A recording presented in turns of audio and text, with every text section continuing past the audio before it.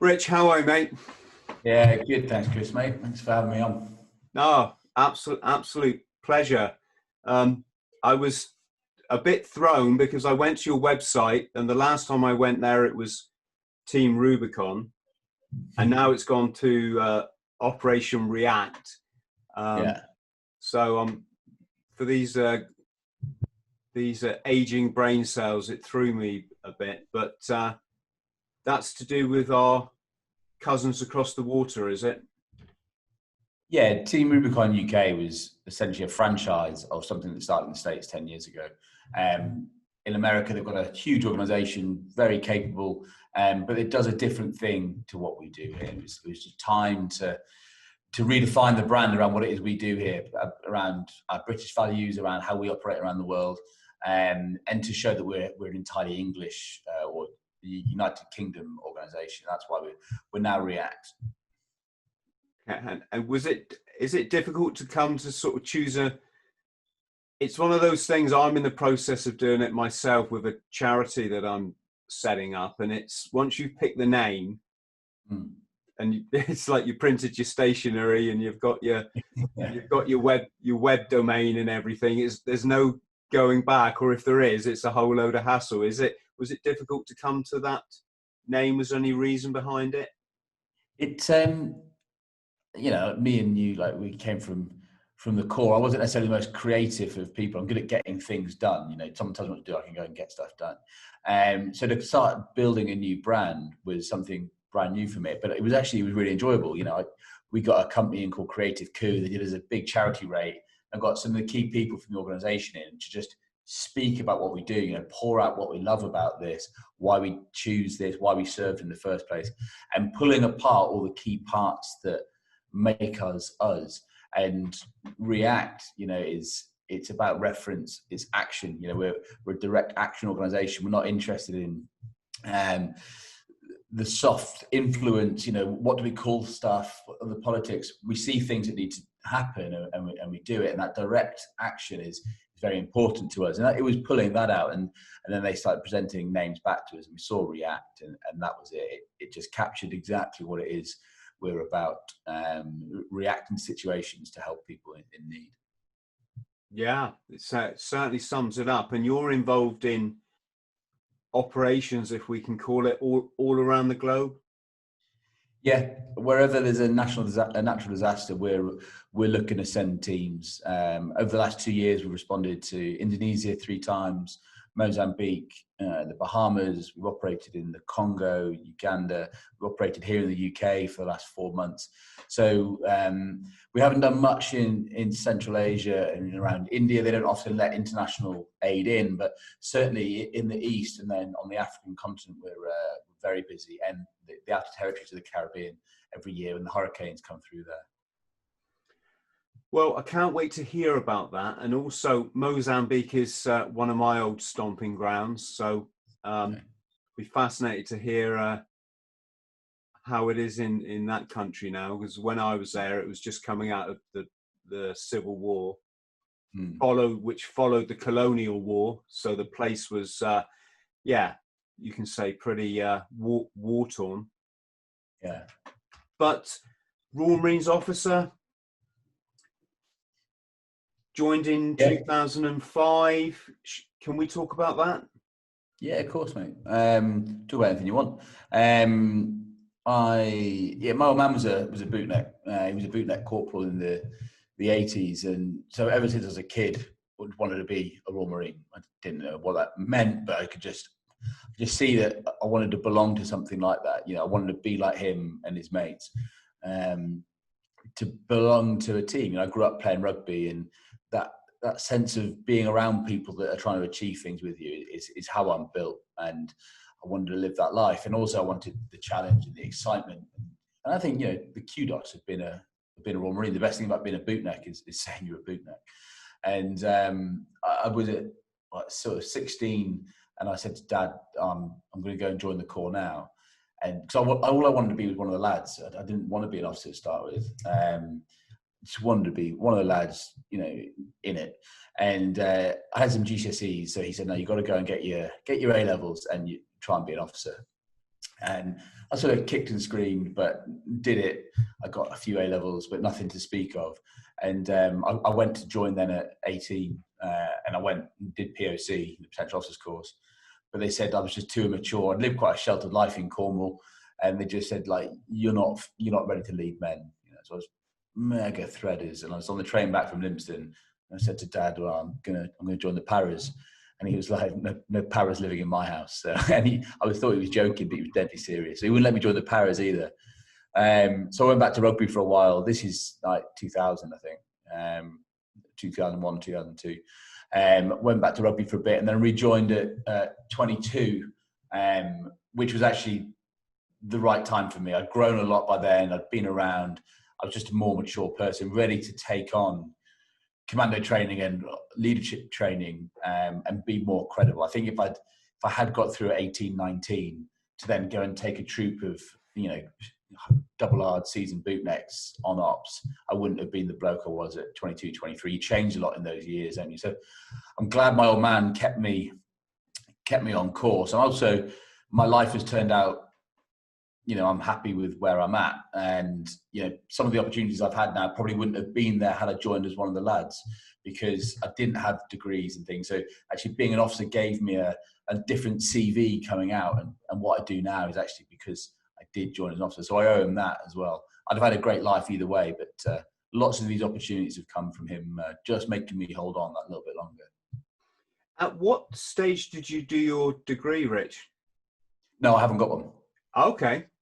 Yeah, no, I left sixth form college with a D and 3 E's at A level, and then I was playing rugby. There was a gap in Royal Marines officer selection. I'm a bit of a jammy fucker sometimes, and there was just this gap in time where you could join with A levels and no degree, and as long as you were over 21, you promoted at the same rate as those with degrees. So it only lasted 2 years, and I managed to land in there. So yeah, no, I haven't got a degree.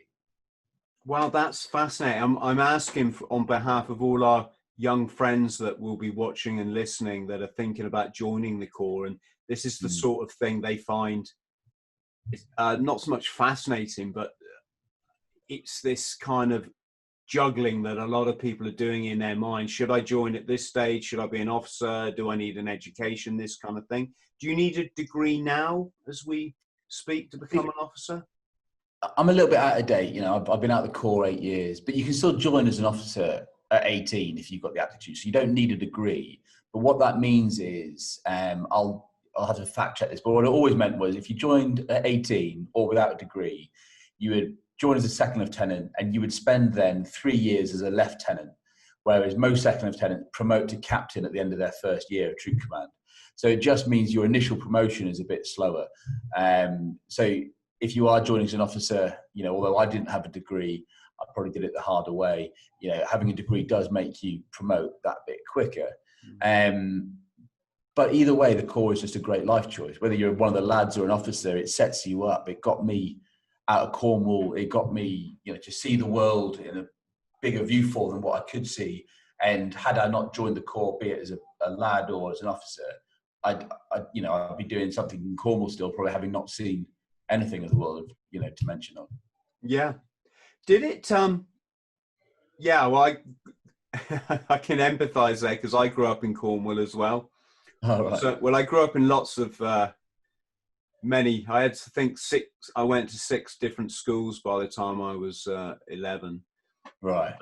But Cornwall was certainly a place I grew up, which was, like everywhere in life, there's some great things about it, and there's some challenging things. But yeah, it's beautiful, but it is the end of the line. Yeah, it is. And if you grow up in a Cornish village, you got to be prepared to fight. put it that way. So luckily, if you're as angry a young man as I was, that's not too much of a problem. But what I wanted to ask is, was it, did that put you at odds with your batch mates? Because my best friend, we passed out of training together, having joined up together and having grown up together, just coincidence. his dad, incidentally, was a WO2 in the Falklands conflict, kind of quite a heroic character. Mm. And my mate passed out, did, I don't know, 2 or 3 years in a unit, and then actually left the Marines and rejoined as an officer, which might sound a bit strange to people, but you have to leave. I think you have to leave and then re-sign a completely new sort of contract. And he went on his POC, so his potential officers course, as a Marine, or he might have been a corporal, I'm not sure. And of course, the instructors there are having to call him sir, which was all just, it probably sounds a bit petty to people who haven't served, but when you're in, the politics of all that stuff is quite important. And the point I'm getting to, Rich, is he would come around my house with his batch, right? So I'm a Lance Corporal, and I've got all these officer types in my house. And I could tell just from their conversation that these were educated young men. They would come up with words like Tosca. And I'm like, what, and Tosca obviously being an opera. And and did that put you at sort of odds with them at all in any kind of, did it put you on another footing, is what I'm trying to say? I mean, I was definitely an unpolished diamond at the time. And even, as a junior officer, lots of my reports were like, there's a lot of potential in this young man, but he needs polish, he needs refinement, my Cornish edges. But I think I probably still need a little bit of polish, and that's fine by me. I mean, my best mate, I met in training, very different backgrounds. He, economics degree from King's, very privileged background. His father was an admiral. But Royal Marines training, certainly in the batch, it's an alpha environment. So if you can prove your worth in other ways, the fact that you probably don't have the Oxford education that some of them have is less important. So I certainly didn't feel as an outcast, but I was aware of my background for quite a long time as a junior captain, because actually it wasn't in the batch that it was a problem, because they were my mates, and I was lucky to be at the upper end of the batch. But certainly after my first troop commander in Afghanistan, going back to the Commando Training Center as a troop commander, I had a company commander who was very hung up on my lack of breeding, and that made it a bit more prevalent to me. And he would stand other young officers up and display their gravitas and their backgrounds versus mine. But that's more a reflection on him. He was a bit of a prick, to be honest.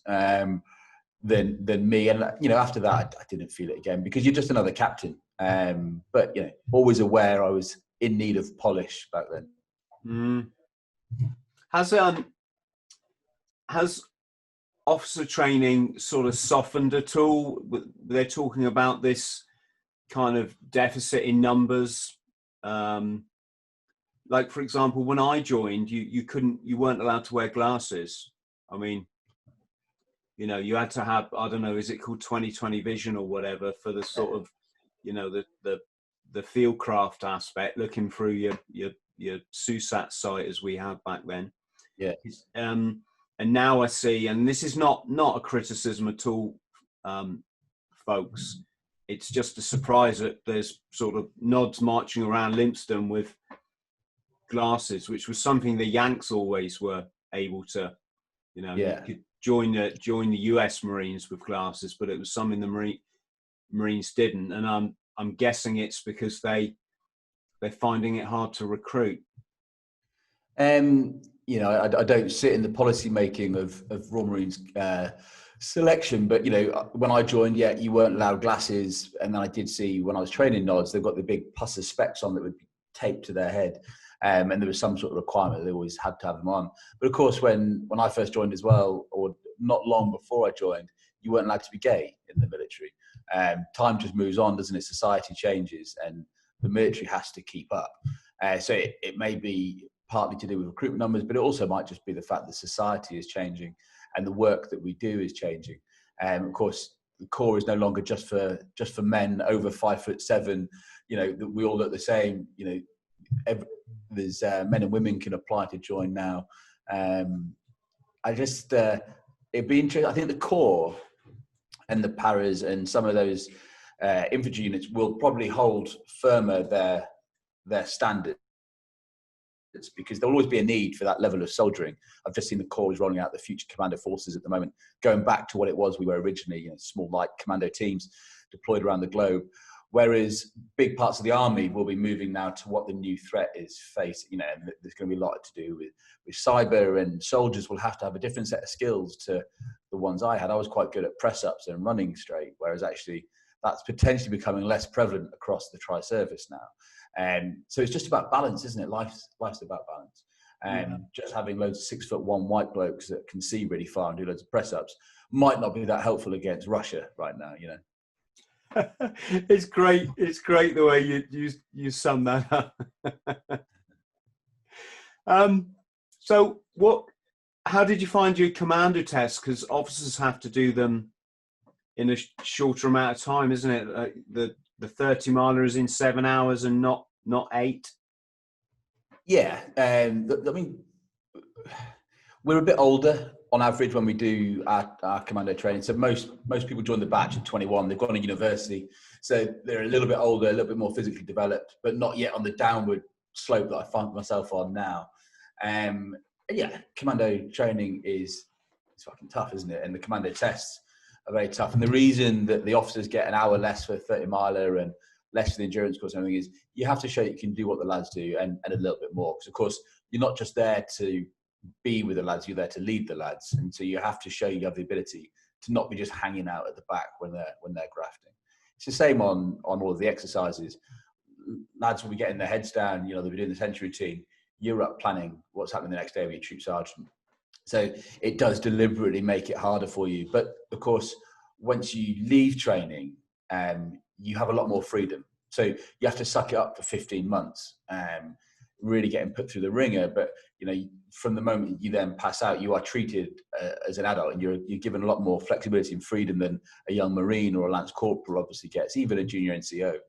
You know, so you have to earn that right to have that level of freedom and the level of responsibility that comes with holding the Queen's Commission. But it's definitely tough, you know.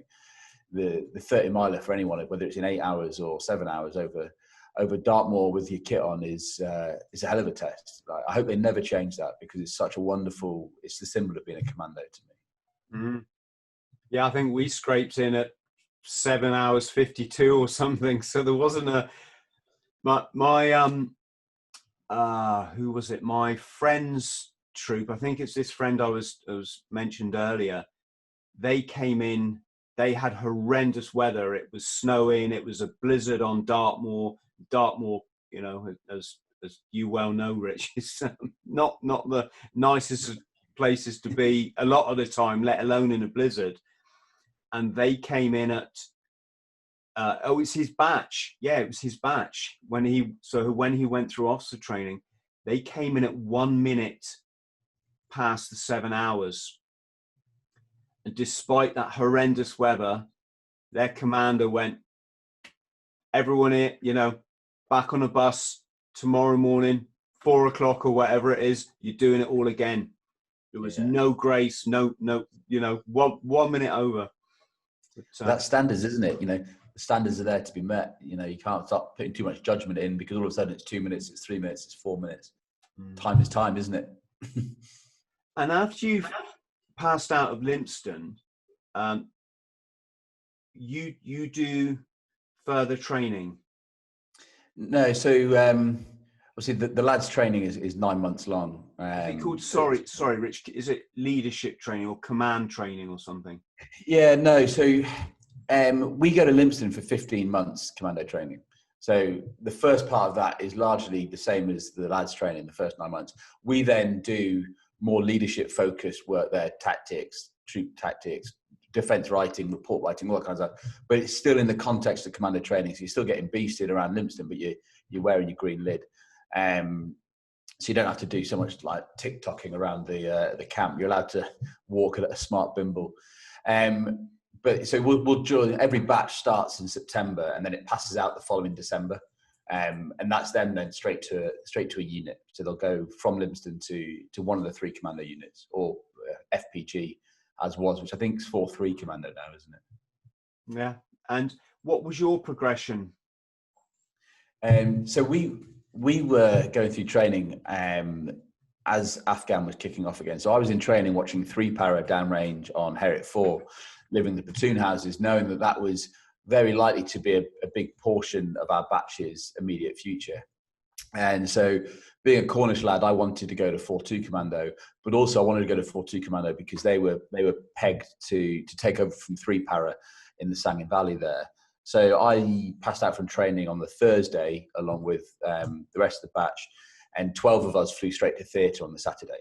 So it was off the parade square, very quick weekend with the folks, and then up to Bryce Norton to fly to Afghan. And we took over command of our troops actually in a desert Liga on a huge battle group operation. So we sort of transited through Bastion real quick, and then we were out to take command. It was a high five with the troop commander that was getting on the helicopter I was getting off, and that was it then. So it was into the business. Oh, really in at the deep end. Yeah. How did you feel getting on that? Was it a Hercules at Bryce? Oh God, I can't remember. No, it wasn't a Herc all the way. You get the AC-10, I think it is, that sort of civvy-esque RAF flight to Kandahar. Then it was a Herc into Bastion, sort of tactically flying in. You're 22, 23 years old. You've just got a green lid. You think you're bulletproof. You're mega excited to just get your teeth into it. You don't think there's any consequences at that age, or I certainly didn't. Going back as an older bloke, a few years later, it was a bit different. But at 22, 23, it just looks like the most exciting adventure you can ever go on. And you're surrounded by your best mates, and you've got the green lid on. Like, the world can't touch me. It was more about what was more apprehensive of was making a good impression on the lads early. I just didn't want to be a dickhead officer. I didn't want to be one of those stereotypical like Ruperts. So I just wanted to make sure I made a good impression on the lads and listened and didn't come in thinking I knew everything. That was far more apprehensive than actually being at war. It's building a rapport with the lads.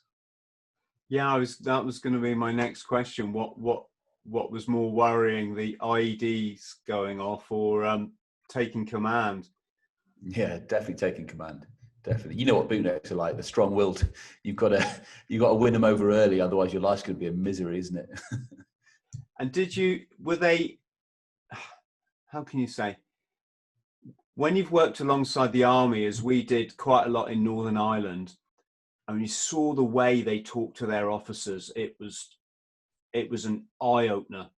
Mm. They literally go, "Oi, wanker," and their officer would go, "Yes." It was, and that would never, well, at least when I was in the Corps, that would, if you said that, you'd I don't think your career would be very long. But did you build a good rapport with the guys? I mean, I think so. I hope so. They might have a different story to tell, but I think certainly. Well, actually, for probably most of my career, I probably was over familiar with the lads. I always blurred the lines. I said like I wanted to join as one of the lads. I've probably lots of me in my early career associated with them more than with my officer peers. And I don't think I know everything. So I hope when I'm building those relationships, even now, I don't pretend to know everything. And certainly when you're taking over a troop that's been scrapping for the last 2-3 months, you don't know anything. So just going in, be softly, find it out over time, get to know them. I always called them by their first names. They'd always called me boss, but I always use first name terms. Certainly out there, a bit more passes on camp. This is where I probably did blur the lines with familiarity. But I always felt it was about respect both ways, and you lead through personality, not through the rank. So if they respect you and if you respect them and you're making good decisions on their behalf and you care about them, they will follow. They will largely do what it is you want them to do because it's the right thing and they're bought into it. If you act differently to that and you're the other side of that coin, you can tell them to do it, they're not going to do it. So you have to win their favor as well. You have to create alignment. It's not all about just giving direct orders, as that they won't do it. So that was my approach. Whether it's right or wrong, it steadied me most of the time in it's worked out for me most of the time. But so it's probably not everyone's. It's certainly not what you would get taught as a young officer going through training. I think you sound brilliant, Rich. You that's just, no, I'm being serious. It's, you did get a few knobs, that there was definitely, they were sort of okay, and then the switch, that kind of class divide would kick in, and then come out with something that was so fucking rude and condescending. I just think whatever you do in life, if you're leading or managing people, you have to put lots of deposits into your team. You have to be polite with them. You have to ask. You have to be warm with them, because at certain times you're going to have to make decisions that they don't like, and that's making a withdrawal. So the more deposits you make in the people around you, the less difficult it is to make the withdrawal at the critical time, because they know that it's for the right reasons at the right time.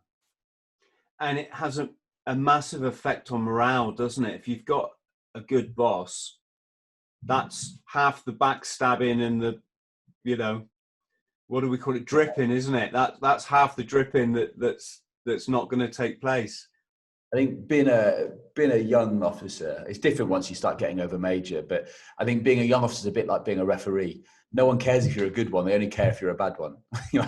No one says when a referee's had a good game, that's sort of expected, but everyone knows when the ref's had a bad one. I think it's probably similar, because it does have a massive effect on morale. If you're treating the lads poorly, if you're not cutting them away or understanding their situations, getting to know what their situations are, it creates a really bad relationship for them, and creates a bad working environment. They're not going to succeed because they're not going to be driving hard. You got to create the environment that people can succeed in repeatedly, and then also you look good for that because the troop's doing well.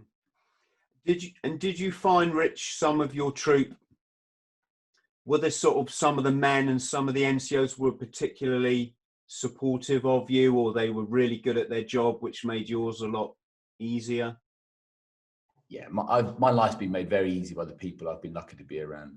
I look back on Heartland 5. I'm still mates with all of my corporals from that troop. I haven't seen my troop sergeant for a long time, but we got on really well. And I'm still mates with some of the Marines as well. That was, a fantastic time in my life.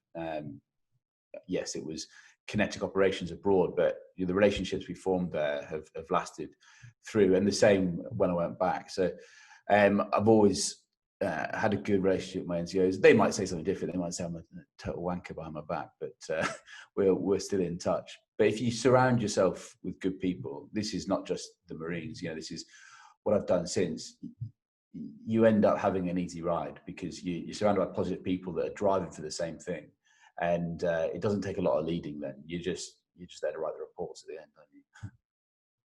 Yes, I'm kind of experiencing a bit of that myself at the moment. When you have someone that wants to work with you and they share the same vision, it's half the battle. Yeah, definitely. What was it like then getting on the ground? I think the problem with us Marines is we live such an extreme alpha male life that we just take it for granted, and we're probably not good, or maybe there's not a lot of opportunity to put it across into words that interested outsiders can sort of really, I mean, you hear Marines with them, oh yeah, I did this last week, and it's something that's like really extreme. It leaves people kind of a bit gobsmacked. So with that in mind, can you describe, your first patrol when you ran out of the gate, so to speak? Yeah, I mean, it's the core, and lots of part of the military is a pressure cooker of driven adrenaline junkies. Certainly the core, it's alpha males, but across the army, there's just as many females that feel like this as there is males. And I remember that first patrol. We were doing something slightly different. It wasn't patrolling the way you understood it from Northern Ireland. We were we were loading up into vehicles and doing long-range desert patrols up and down the San Wadi, probing the Wadi, looking for the Taliban. This was very early in the conflict. We didn't know where they were, what the modus operandi was. We were trying to drag the fighting away from the district centres and the platoon houses. So it was just one massive adventure. You know, it was just one huge adventure. The consequences were absolute. So you had to be great at what you did. But I loved that. It was simple. Just had to be really brilliant at a very narrow part of the world. Just be a good soldier, be a good troop commander, and just keep repeating that for 6 months. But the fact that the consequences were so high, surrounded by people so similar, you know, we all think in such a similar way, which means there's very few disagreements. It might mean that the decision making is actually not as good as it would be with a wider breadth of thought. But at the time, you're fully aligned, you fully believe in what you're doing. You're all, you know, in a way, you're addicted to that life and that rush. It was excellent in that. It's very hard then to come back from and replicate. And this is where people struggle to not just embed back into Civvy Street, but just embed back into camp life. Because you had this like total focus where consequences are absolute. Life is simple. There's no girlfriends or bills or anything. It's just simple. And then you come back to camp life, and it's back to Friday parades, not making sure your room is tidy before you can go home. And there isn't that omnipresent pressure. That's when people start to struggle, and they need to find ways to disengage from kinetic operations. Find it here with humanitarian operations. You need to disengage from what it is you've been doing and come back to normal life and refine your balance. Ready to go and do it again in a few years' time or whenever it is again. But you can't just stay at that state of hyper alertness and readiness all the time. It's really corrosive. Mm-hmm. Was there, I mean, the threat of IEDs, how did you cope with that? Well, I mean, Herit 5, the first time, 2006-07, IEDs weren't so prevalent. There was a lot of legacy mines around the Sangin area from the Russians in the 80s, but IEDs weren't the thing, and that was a small arms and mortars battle mainly.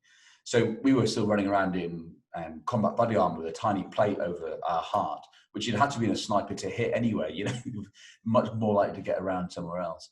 So Herit 5, very different. You know, that was fighting door to door, very light, moving very quick, not particularly stressful because of that. You know, that's exactly how we were trained. That's exactly what we wanted to do.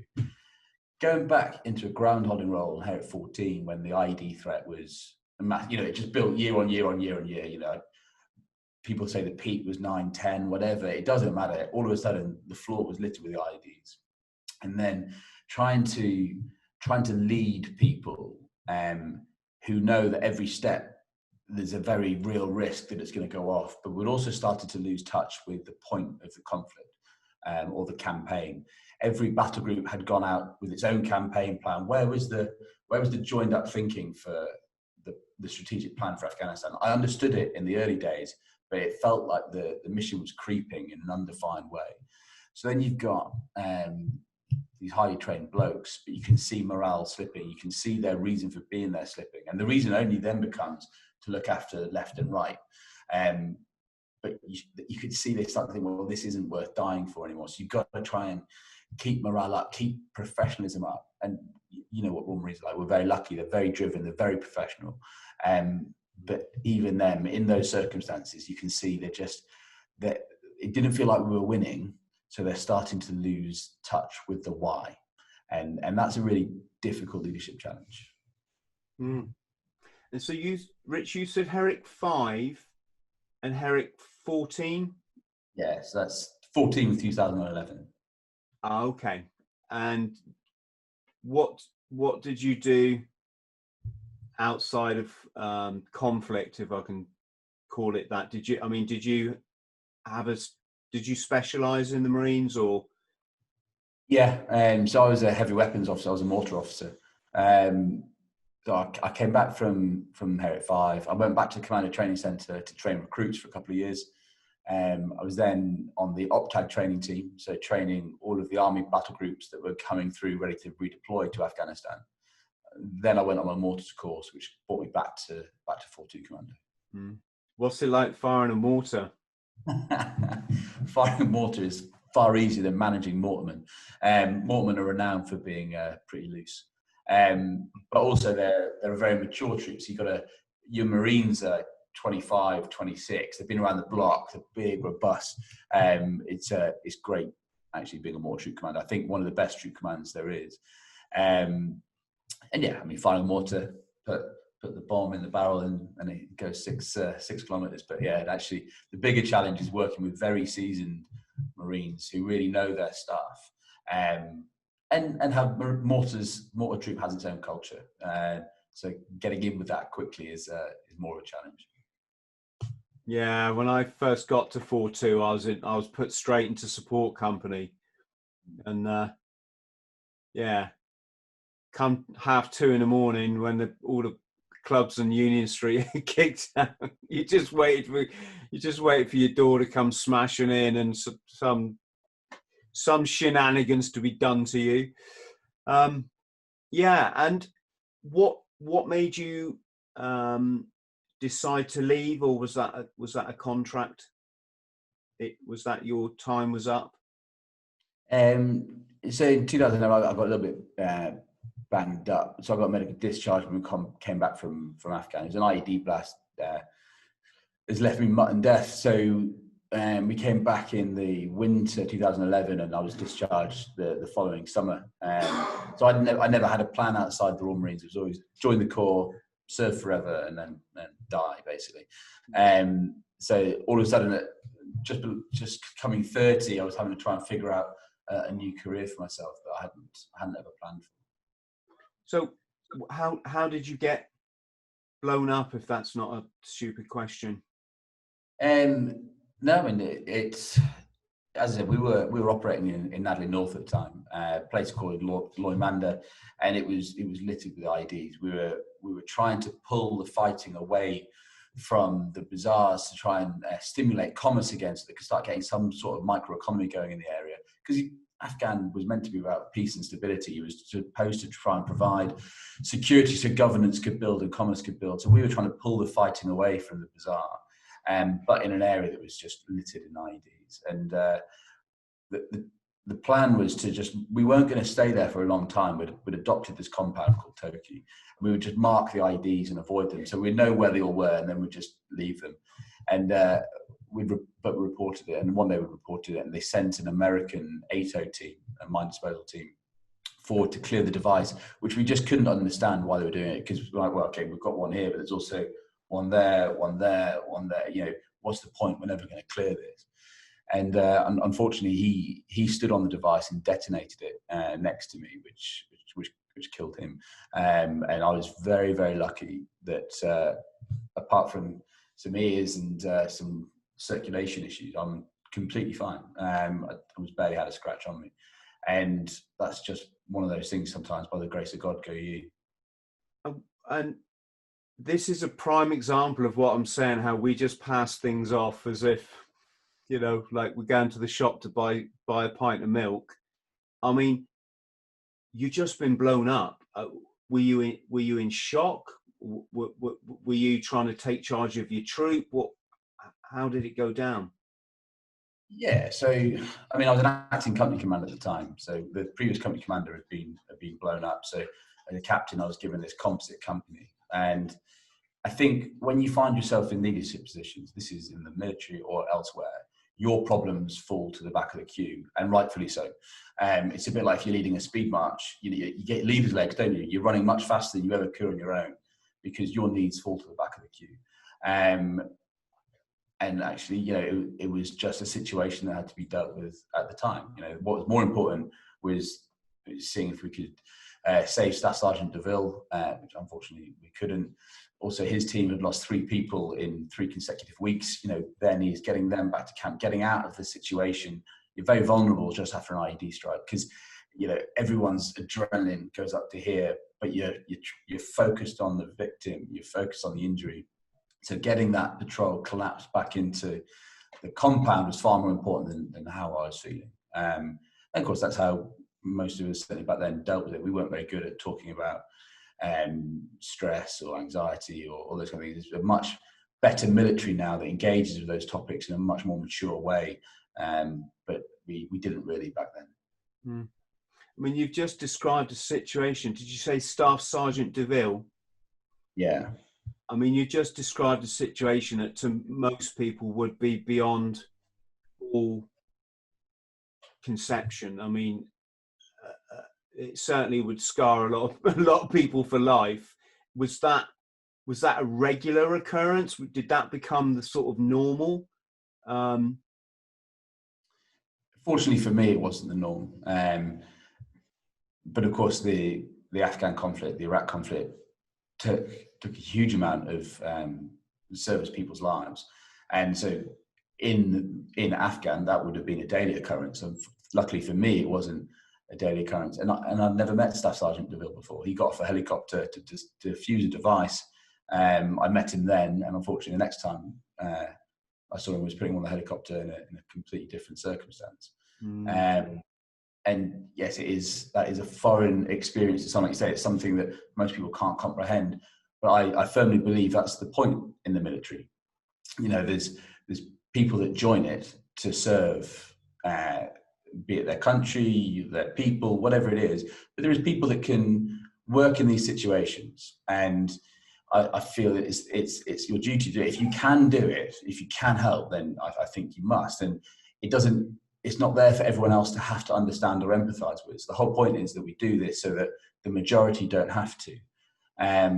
And I sometimes struggle when I would see people come back from this, and they would demand that everyone understood what it was had happened out there. But to me, the point of serving was that then my mum didn't have to understand, you know, or the people in the street didn't have to understand. That's why I think the military exists. That's why people join it, and we did it as a volunteer. And that sense of service is so important. It's what we built React around, is the sense of service, because it doesn't have to be in the military. It can be in a completely different context. But you use your skills, your resilience, your aptitude for good to protect the majority. My gosh. And so in your resettlement, Rich, did any of this affect you from a sort of PTSD perspective? Did you find yourself on the booze, or how was it? I think I've been very fortunate. I don't have PTSD. I've certainly had my transition bumps. I was married at the time. My marriage didn't really survive transition to civilian street, but I probably married the wrong person. We married very young in a rush. I was about to go back to Afghan. And it took me a little while to find my feet, because I was trying to recreate the core in a certain way, you know, the purpose. From the outside looking in, it looked like I was an adrenaline junkie. I was racing motorbikes, I started boxing, you know, anything I could. It looked like I was trying to recreate the rush. Actually, I wasn't. I was just looking for purpose. I believed so much in the core and what it was we stood for as a brotherhood and a family. I was missing that. And yeah, that's why what we get to do with React is so important to me, because I can be a part of bringing these people together that belong with like-minded people to achieve great things. And that's really what was missing for me. And I replaced that with as much adventure or sport or fizz as I could, because it takes a long time for that level of hyper alertness to go, you know, that level of just being turned on all the time. Just one question before we leave Afghanistan then. Are you friends with Vicey? I knew Vicey, yeah. I haven't seen him for a long time, but yeah, we were on the same tour together. Yeah, Vicey and Ben Williams have been on the podcast, and yeah. He's a character, Vicey. I think he became the celebrities of the Afghan conflict, didn't he? Yeah, well, he's actually a professional racing driver now for is it Jaguar? Yeah, Jaguar Invictus or something like that, isn't it? I think it's I might be wrong here, but from what I understood, it's just actual racing. It's not like a veteran thing or anything. It's straight down the line. Good on him. I'm pleased for him. Yeah. So you obviously found your purpose in Civvy Street, as we call it. How long did it, or how did you come to the idea of starting React, or what was the build up to that? Yeah, I mean, I didn't start React. It was far too good an idea for me to have come up with it. I'm the third person to be in here running this. I feel very fortunate to be doing it. I went to work in the bank first, which just didn't fit for me. You know, I spent 2 or 3 years there, which was good because it helped me transition to being a civvy and learn a lot about business. But it just wasn't for me. That thing about purpose and culture. And I then went to work for Help for Heroes for a few years, this was me learning about myself. You know, as we get older, you know, what we were at 22 is not what we should be at 40, and starting to understand what it is that drives me, what it is that motivates me. And it's not about being happy. No one can be happy all the time. Happy is you know, that's something you can feel some of the time, but we have to be on a spectrum of emotion. But fulfillment and being in the right place, I think, is very important, because that's what then prevents, you know, things like the more severe mental health issues. You know, if you find your right place. And for me, it wasn't about what I was getting paid, it's about what I was doing. It's the reason I decided to join the Corps when I was 9 years old. And Help for Heroes was a good step in that direction, because at least it was pure of intent. But I wasn't directly involved in the Help for Heroes delivery to veterans. I was working the operations team, so I was still working in a very corporate type environment. I was a pen pusher, as my old man would already have called them. And that still wasn't for me. So to then be able to come and take over a very small disaster response organization built around veterans, that was very much part of how you know, to be able to be directly involved in something that is entirely good, surrounded by great people. And that's how I've ended up here, and I feel incredibly, incredibly lucky to be doing it. Mm. Did you see an advertisement for the job, or was it through a personal contact? I said earlier, I'm a bit of a jammy bugger when it comes to it.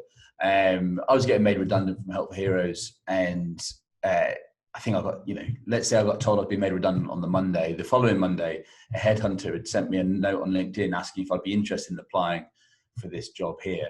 I tried not to bite their hands off, because it was just the most perfect opportunity for me. It brought together all the different experiences of my life into something, and also it gave me the chance to be a part of building something great, because it was very small at the time. And yeah, just me sort of profing my way through life again without any real plan. So what's been your progression since you've been with React? What sort of disasters, how has that been? What was your first challenge? I mean, when I started this journey, it was end of 2017, and they just responded to the Caribbean. British Virgin Islands have been flattened by Hurricanes Irma and Maria. And it was just coming back from that. It was shaking out. They'd done some great work, but the organisation didn't have the infrastructure to deliver that kind of work on a sustained basis. And it hadn't quite decided what it was. Was it a veterans charity, or was it a disaster response charity? So my first challenge was getting the team and the volunteer base that were all incredibly passionate, but they were passionate about different organisations in a way, because some thought it was a veterans charity, some thought it was a disaster response charity, some thought it was a club. The first challenge was bringing that together, because some of those relationships were actually quite dysfunctional. So creating alignment and saying, right, this is what we're going to be. You know, it's going to be an international disaster response organisation that takes the power and the skills of the veteran community and repurposes them. So it's not about the veterans are delivering the work. And that was the first challenge. And then we bounced through 3 very difficult operations in Indonesia that year. We were deployed for almost 6 straight months as 3 tsunamis rolled over Indonesia. We had people downrange when the aftershocks were happening in Lombok. You know, we had people out on Christmas Day. We went through a lot there, but that was when we started to prove that we could get teams into the hardest to reach corners of the world and to deliver great work for people that, you know, they just had their lives destroyed. And we could take the skills of the military and the passion and the purpose and get these teams in where other people potentially couldn't. And that was, you know, that was a fantastic roller coaster of the first year. And what is the recruitment process? How do you get your? Would you call them volunteers, or Yeah, they are volunteers, but it's a bit like being a volunteer in the RLI. The volunteer sort of implies it's a bit, you know, cake party. It's not. These people are incredibly professional disaster responders but they don't get paid. A bit like the lifeboat crews, you know, they're the best seen people in the world, but they don't get paid. We've never actually actively recruited until the COVID crisis, but what would happen is that someone, and you don't have to have been a veteran, you know, we're 70% veteran and 30% other. It's just about the military approach and the military planning and the way we deliver operations. But they'd come down to our HQ in Chilmark and they'd do an initial selection weekend, which is just 2 days. We look at you, you look at us, lots of values-based stuff, like why are you doing this? And this is what being a humanitarian means. This isn't the military anymore. We don't walk around in combat gear. This is in the humanitarian context, but your skills are valuable. And then if they like us and we like them and we think there's aptitude, they're then qualified to work domestically here in the UK, and they can come back for a week-long international operators course back here at Chilmark. That then puts them into the response pool. For those that show the right levels of leadership as well, there's then another course to become one of our operational leaders, which means they'd be the first person into a disaster to build an operation, but also lead the strike teams that then follow on. So it's all very similar to how you would have experienced it in the military, you know, start here, show progress, this, and then into leadership. Logistics, funding, it all sounds colossal. How does all that work? So we do everything pretty much ourselves. We're funded entirely charitably, so we have to go and raise all the money ourselves while we're delivering these operations, which is, yeah, that's the biggest pressure we're always under. Delivering the operation is the most important bit, but in some ways it's the easiest bit because that's how everyone's geared, that's what everyone joins for. Raising the money to do the work is a massive stress, and we constantly live under that pressure. We've never got quite enough, and it has all been through generosity of people or businesses.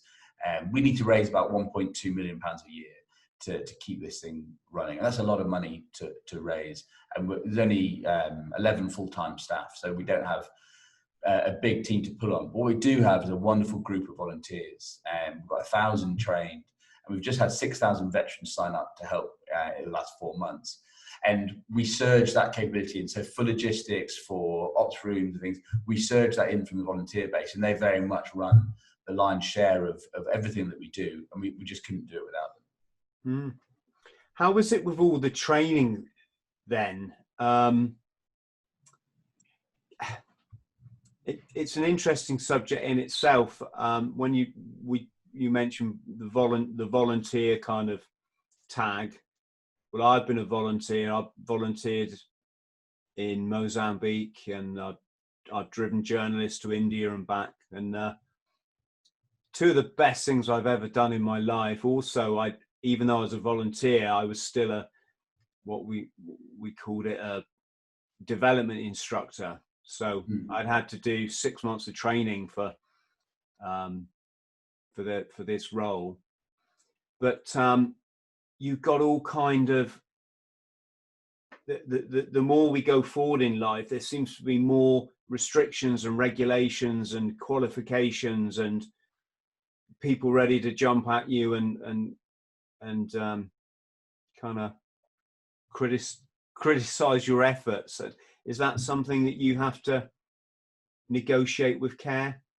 Yeah, of course. I mean, before we send anyone anywhere, you know, our primary responsibility is to those volunteers, you know, the duty of care. And we have an organization that's deliberately geared to be able to take risk. And you can take risk by ensuring that the right level of training, the right level of recruitment, and the right level of procedures are in place.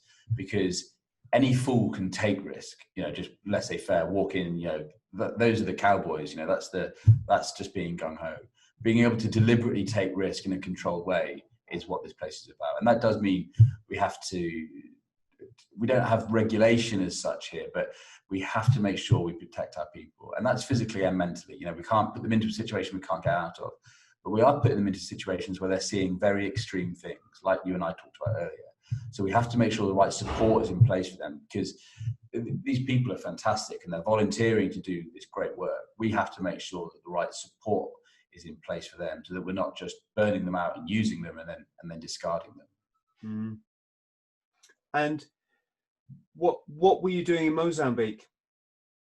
So Mozambique was last March, and that was after Cyclone Idai rolled over there. And that was probably I think the seminal moment in this organization's development. That's when all of a sudden everything came together, because we could show all of what we were capable of.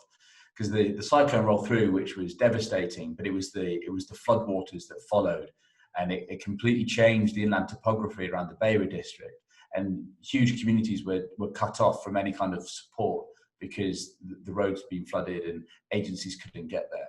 We were sending out very light, agile recce teams, getting out to communities, understanding the need, creating landing sites and calling forward helicopter drops of aid, which they were disseminating to the groups, moving off, sleeping in deserted buildings, and doing that for 25, 27 days, getting aid into corners of that disaster where it was deemed unreachable for all other agencies, which is an incredibly proud moment for this organization to see and they were volunteers that did that, living out on rations for nearly a month at a time in Mozambique. You know, Mozambique, it's an austere environment to operate in the best of times, let alone when it was underwater.